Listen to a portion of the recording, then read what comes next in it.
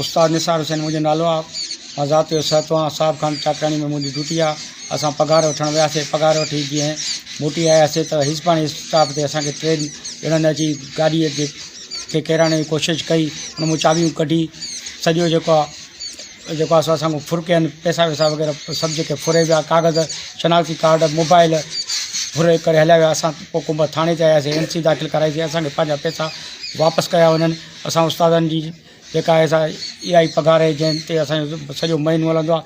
महिरबानी साईं। उस्ताद जेकॾहिं तव्हांखे पंहिंजो ॾोह न मिलियो त तव्हां कहिड़ो लाया अमल अख़्तियार कंदव? 2 ॾींहंनि में जेकॾहिं ॾोह न मिलियो त असां PTLF जे जेका प्लेटफार्म तां असां एहतिजाज सख़्तु कंदासीं, असां धरणो हणंदासीं, असीं ज़िले ताईं वेंदासीं, ज़रूरत पई त कराची में बि धरणो हणंदासीं।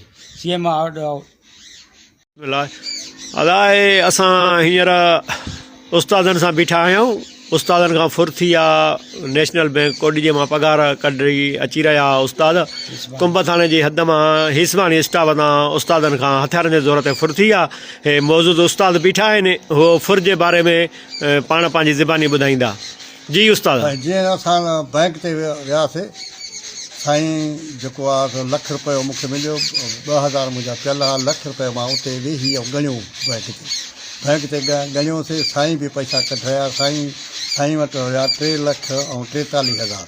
साईं बि पघारूं पंहिंजूं कढायूं। पोइ असां हितां सवाइ 11 धारा हितां स्कूल खां वियासीं त सुभाणे छंछरु जो ॾींहुं आहे, पघार न मिलंदी अॼु छंछरु, हुनजे करे असांजो पहुतासीं, पैसा कढाया बैंक मां ई असां ॻणिया अंदरि ॿाहिरि न। जीअं मोटर साइकिल ते पहुतासीं उते सवाइ 12 जो टाइम हो, 12:30 ताईं हिते हिन क़रीब हिते जो पहुतासीं त जेको हिसबाणी जो स्टाफ आहे भरिसां जेको 3 ॼणा मोटर साइकिल सवार आया।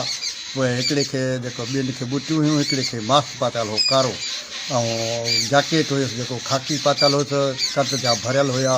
हिन जो कर्ज़ जेको आहे सो 5 फुटनि खां अबे हुयो, 6 जे क़रीब हुयो। पोइ हुन ते पोयों जेको आहे सो अॻियों मोटर साइकिल खे ॾेयूं तारूं बि कढियूं, गाॾी बि जेको आहे सो चाबी बि कढियूं, गाॾी बि इहो जेको आहे बंदि कयूं। साईं जे मथां बि रखी वारे वाल, मुंहिंजे मथां बि वाले हुन अलॻि रखियो।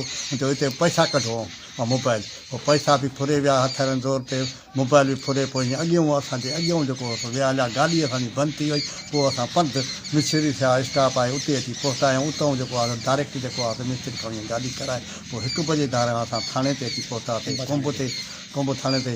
पोइ उते जेको आहे सो मुंशी वटि असां जेको आहे सो लिखायो हुनजो मोबाइल जो नंबर। तो इन जे करे असांजी चोरी थी वई आहे हथियारनि ज़ोर ते, झाड़ो फुल करे विया आहिनि।